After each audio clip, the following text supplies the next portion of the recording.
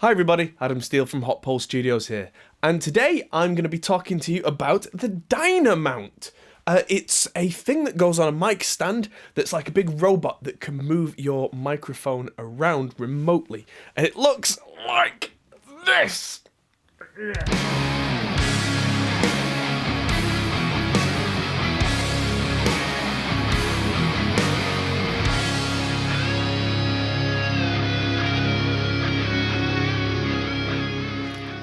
Okay, so most of this is actually the cable from this microphone, which isn't an SM57, it's a Shure 545, which is kind of like a predecessor to the SM57. That's not the focus of this video at all. Now, full disclosure, I am not being paid for this video. In fact, I am paying for this Dynamount. So this is from the Dynamount company. This is the version 2. And the reason I wanted to make a video about it is because I got one, and it's really cool, and I want to tell you about it. And it's got an accessory on the top as well, which is the Z-axis. And my original thought with this, and my thought for years with things like the Dynamount was, why don't you just go in the live room and just move the microphone? Because, we'll talk about price later, these things are not cheap. And it's a lot of money to spend when you could just go and move a microphone. You know, it's that kind of, the meme of kind of, move the microphone, right? I get that. But what this does is, especially for somebody who works alone a lot of the time, I know, woe is me, kind of, with world's smallest violin, it can save me so much time because I can find the best sound on a guitar speaker, best sound for me for whatever the tone is, without having to constantly, and this might sound like a big deal, but get up out of my chair, go and move it, come back, test it, do it, repeat. This is a time saver for me. And I know I'm getting to the conclusion a little early, but how much is your time worth is the question. When I was a younger engineer and just starting out, I would absolutely be happy with just go and change the microphone position over and over and over. But one thing this thing has taught me is just how big a difference I can get from a tiny little movement. Now, the usual Dynamount doesn't have this big thing on, like I said. It goes left and right, and it goes backwards and forwards. And also, it can twist the microphone so it's at an angle.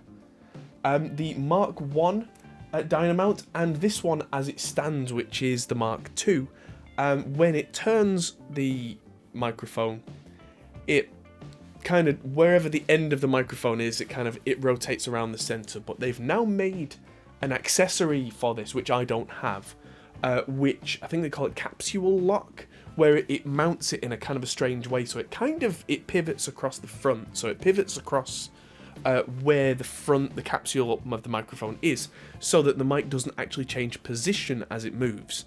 And you can add that on, and in the software you tick a box that says, I've put this on here.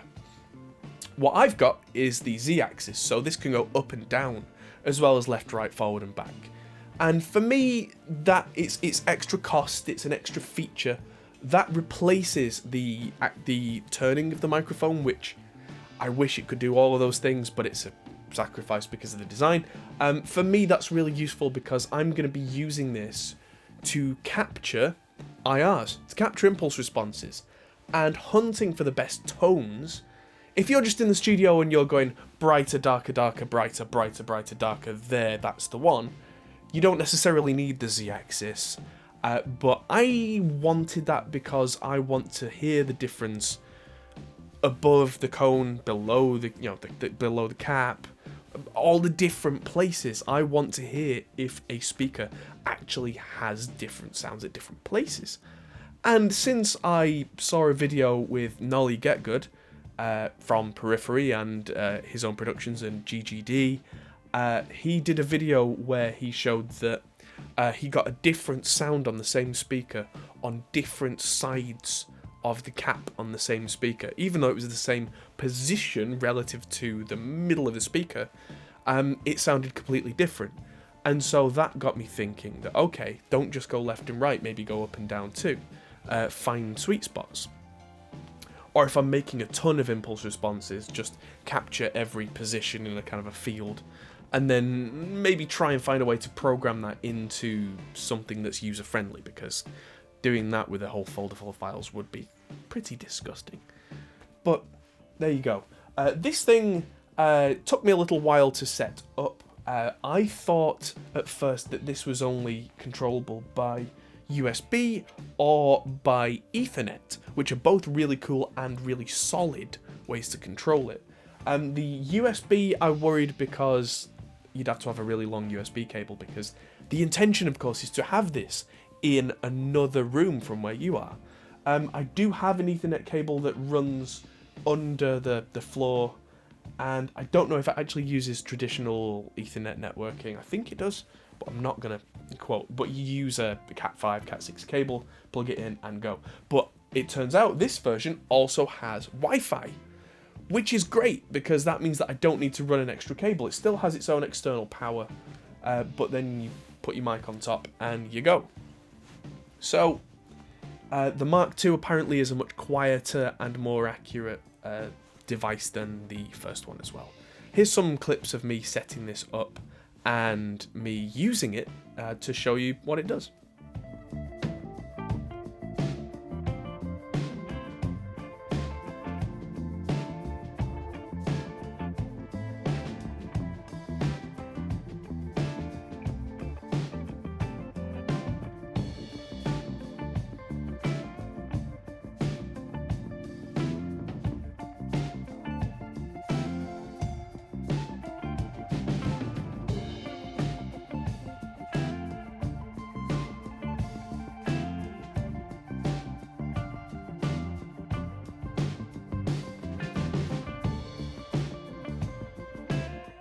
So here I am in front of the main studio computer, and if I hit this is the Dynamount software, the new version 2 software.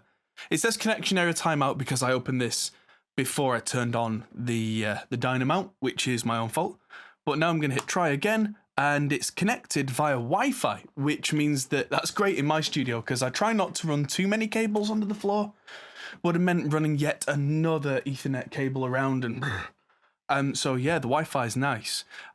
Mine does have the Z or Z axis thing installed, rather than the tilt left and right option. So if I hit calibrate, that's now going to move around on all the different points. It's going to work out where it's supposed to be. It's got these little clickers where it will go all the way back until it goes click. So you'll see it moving now. Whilst that's calibrating, I may as well tell you the setup. So I'm using a Pepper's Pedals Dirty Tree boost into the Mesa Road King, which is on channel 4 on modern mode, which I got roughly this sound from a video that Christian Kohler did, and I was really impressed with that sound, so I kind of dialed in that tone, and this amp is capable of those heavier rectified tones. That's then going out to that Wharfdale cab, which is a lot like a Marshall 1960 vintage 30 cab, but without that kind of harshness in the top end, which is really useful for heavy music. And I'm going to be doing this demonstration with very heavily distorted guitars for a couple of reasons. Firstly, because I mean, that's the kind of music that we like to do on this channel.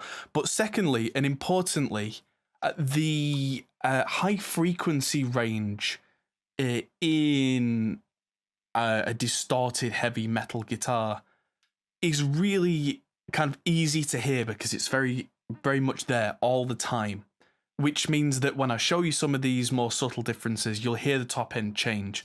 Whether it's the style of music you like or not, if it's not, I do apologise, but hopefully the fact that there's a lot of kind of going on in the top end should really illustrate what's going on really quite easily here. It does do exactly the same things, the same benefits with a clean tone, but it's much harder to pick out on a YouTube video. So for the benefit of the video, heavy is where we're going. So this has now set itself right in the middle. I have a track behind here called Kingdom by Sky Asylum, which I'm going to be using. So I'm reamping the clean sound through said amp and out through that cab. This is an SM57, or at least it's a Shure 545, which is what became the 57, and this is going to sound a little weird.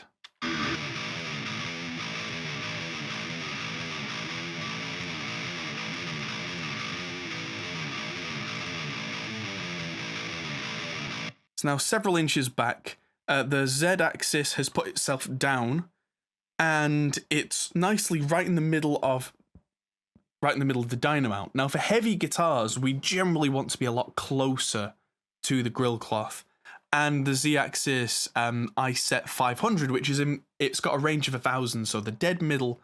What I did is I made myself a preset called Front Reset, and that's now flying towards absolutely touching the grill, and it's very slowly moving itself up on the vertical axis, and it should stop round about here.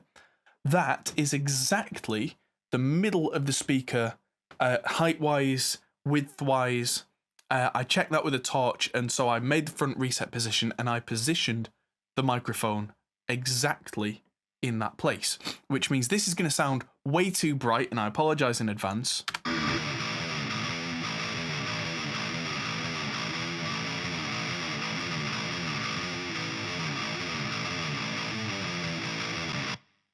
Now, I made another preset called the Vanilla 1-inch. Now, vanilla, but that's, nice and straight ahead.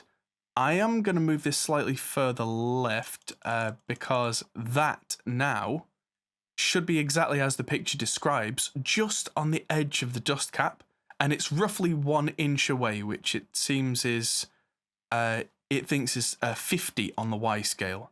So let's play that and see how that sounds.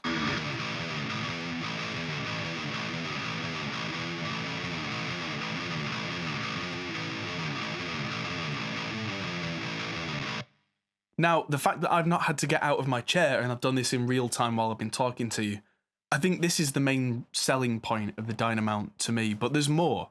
But wait, there's more. If I now turn on, you'll see in the bottom left of the cabinet, there is a ribbon microphone. That's the Black Ops microphone from Extinct Audio. It's very similar to the Roya 121 in that it can handle a lot of level, and it sounds really good on guitars, in my opinion. So let's now play these two microphones together, and they may not sound perfect.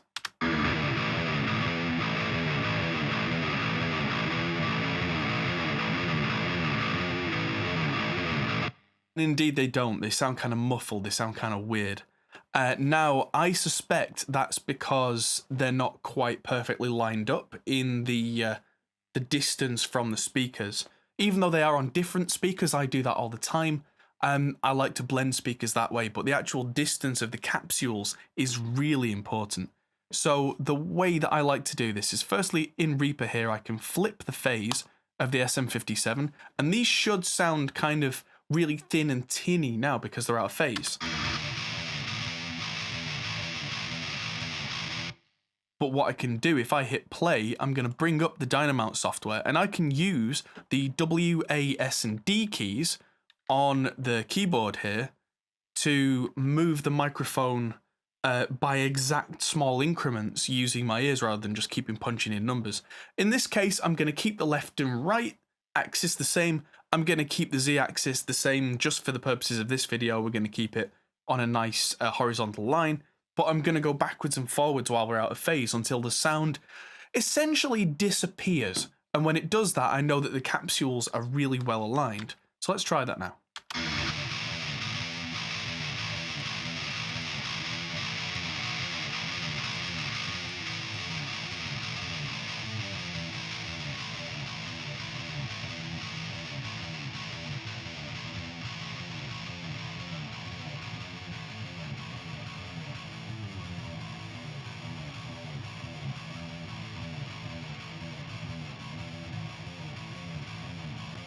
Quite a bit further out than I thought, actually.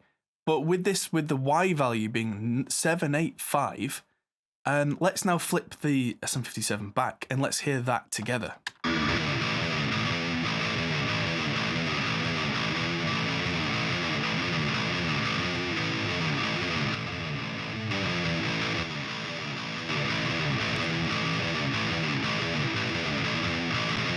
flip the phase again and bring it in a little closer and see if I can get them a little better in the mids.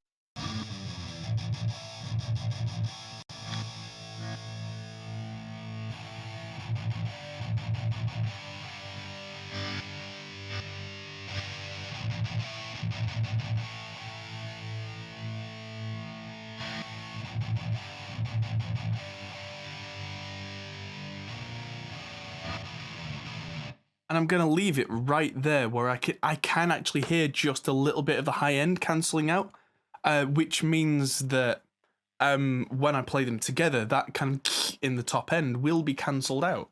Let's see how that sounds.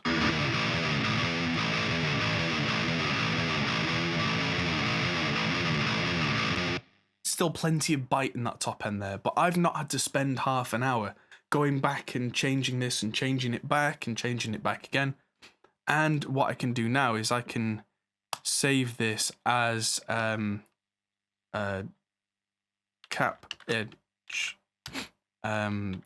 ribbon match. And I can save that. Now, here's the thing. If I decide, okay, so I like that top end, but let's try this exact sound, but with the speaker with the microphone way off to the side. Let's just solo, that may have gone a little far there, solo the 57.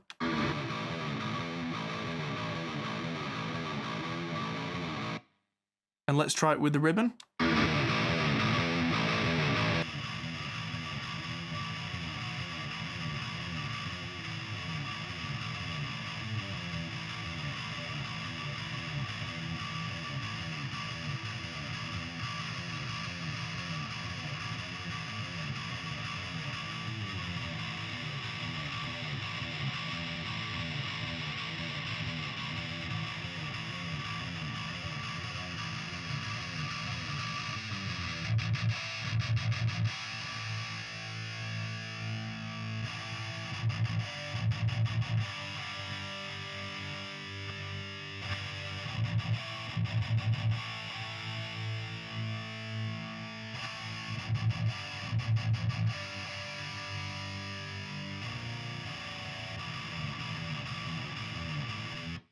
That is cancelling not nearly as much high end. Let's flip that phase back and try again.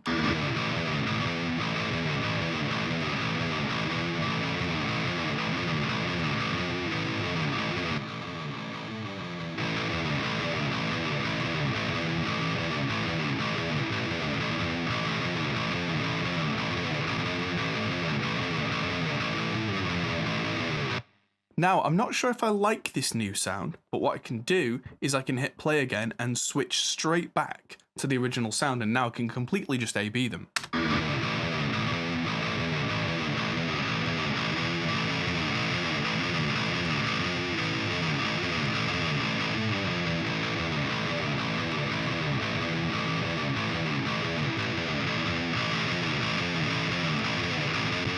Interesting. So 154 on the x-axis was way too dark, but 150 was way too... Yeah, so one was way too bright, one was way too dark. So let's go in between and just check the phase relationship again.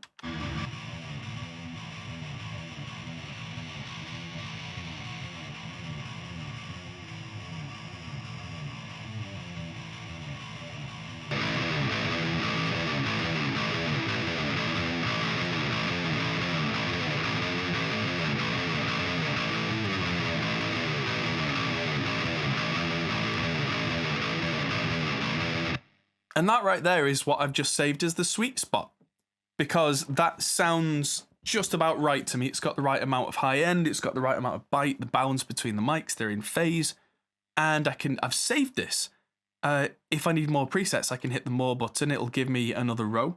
Because what I can do now is what I might want to do in this track or another track is have now a second guitar part using the same amp, but using wildly different mic positions, or using the same cab even and switching amp, but using different mic positions. So if I've got an amp switcher in here, I could switch to, say, that Marshall back there, and then use the same cab, move the mic to a different position for the other amp to suit that amp sound. And then if I keep flicking between them to change for different performers or different parts, I press one button and it goes exactly to where it was without me having to go in and hope that I'm in roughly the same place. That saves me hours of time. And that's what this all kind of comes down to, really, is how much time do you have? Do you work on your own? Do you have an assistant? No. If not, then this might sound like a lot of money for something like this, but it can pay for itself very quickly compared to the cost of hiring a person. And because it's absolutely accurate every time, I know that when I come in the next day, if it's in the position for the other guitar player or whatever it is, I can press a button and it goes back to where it was. The other thing I'm going to be using it for is capturing impulse responses. This means that if I program this in such a way that I can have this position, that position, this position, that position repeatable, then I can start sending sine wave sweeps through and doing impulses, and make sure that that's entirely accurate every time. Because accurate every time is a big thing, and I really value that. So yeah, this is really good, and you'll be seeing it in the studio a lot more. Back to me in the studio. So pretty cool. I've just looked at the different versions of the Dynamount. This is the X2R, which has the left, right, and the forward and back. They also now do one called the V2R, which is just left and right, which is more affordable. They also do the Z-axis and the capsule lock separately, and they now do a micro version of the X, which I think you can power that one over the Ethernet cable. But that is smaller if you only need a small range of movement. I don't know what I'm going to be doing day to day, so I wanted the full range version. Apparently they also have a custom shop, so if you've got some crazy idea that you want to do, they can handle that for you as well, which is really cool. Price though, not cheap. These are the X2R without the accessories. Is at time of making this video £770 plus tax, so probably $1,000, which is a lot of money. And with the Z-axis, it's an extra third, so $1,300, $1,400, just over £1,000 plus tax, VAT, whatever your tax is in your country. That is a lot of money. And that's why it took me so long to convince myself to buy one of these, because that's a lot of money for what is essentially an over-engineered microphone stand, let's be honest. But my pursuit of the best guitar tones I can possibly get means that I've finally kind of made the leap and said, you know what, yeah, it's about time I got one of these, because it means that I can, without moving, I can A/B, and I can go this sound, this sound, this sound, that bit, this bit, that one. And if I'm confident in my monitoring, which I am confident in what I have here, then I'm happy that that is the guitar tone that I want. And that means that I'm then not second guessing. I'm not going, well, I moved the microphone here and here and here, which one do I like? Or if I'm in here with a guitarist, traditionally the engineer or engineer's assistant would go out into the live room and move the microphone until the guitarist says, that's the one, which is great, but I want to also be involved in that decision with the guitarist, where we can have a conversation and I could go, okay, you like this, but maybe this is a little bit bright, just reset your ears, I'm going to try this position, what do you think? Etc, etc. That we can come out with a result that isn't just heat of the moment, we can actually A/B and really get right down to the perfect tones. And so, yeah, it's a lot of money. Would I recommend this to everybody? No. Would I recommend this to someone who's just starting out? Absolutely not.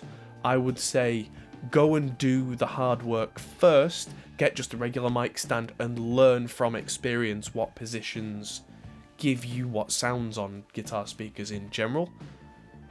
If you get to the point where you don't have an assistant but you do have limited time and a pursuit of the perfect guitar tone, this could be what you want.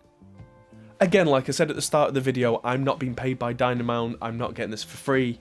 This is just my thoughts and opinions on this rather pricey but kind of cool piece of gear. Thanks everybody for watching, and hit the like button if you found this useful. Leave me a comment in the comment section below. Of course, I'm sure a lot of you will say, oh, why don't you just move the mic around yourself? But that's the whole point of this video, right? Let me know if you know anyone who's used one. Let me know if you know anyone who's used one well or used one badly, or just give me some great examples. Thanks for watching, and I'll see you in the next video. Goodbye. Hey everyone, that might be the end of the video, but if you fancy carrying on this conversation, we have a Discord server, link is in the description. We're also on Patreon, which is something you can really help us with. We also are on Facebook, Instagram and Twitter at Hop Pole Studios. See you there.